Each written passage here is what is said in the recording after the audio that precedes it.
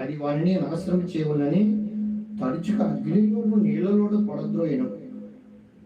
ఏమైనా నీ వలన అయితే మా మీద కనికరపడి మాకు సహాయం చేయమని. అందుకు యేసుడు, నమ్ముట నీ వలన అయితే నమ్మువానికి సమస్తము సాధ్యమే. ఈరోజు నమ్మకం చొప్పున దేవుడు అనేక మేళ్ళు చేస్తున్నాడు ఆయన ప్రజల పక్షంగా. నువ్వు ఆయన నమ్మితే నీకు చేస్తాడు.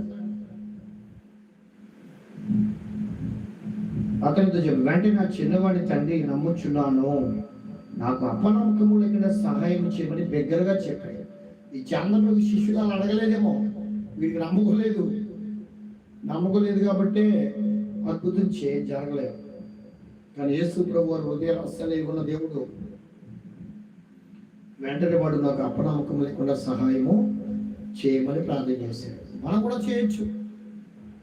చంద్రుడికి తండ్రే కాదు, మనం కూడా దేవుడి నమ్మిక ఉంచి ప్రార్థన చేయాలి. యెహోవాను నమ్మిక ఉంచి వాడు కదలక నిలుచు సీయోను కొండవలే ఉంటాడని చెప్తున్నాడు దేవుని వాక్యం. హల్లెలూయా. ఆ మోగుదైన చెవిటి వాడిని విడిచిపోమని, వాణిలో ప్రవేశించవద్దని నీకు ఆజ్ఞాపించున్నానని చెప్పి అపవిత్రాత్మను గద్దించాడు. అప్పుడు అది కేక వేసి వాడిని ఎంతో విలువలాడించి వదిలిపోయెను. అంతటి వాడు చచ్చిన వాడి వలె ఉండెను. గనుక అనేకులు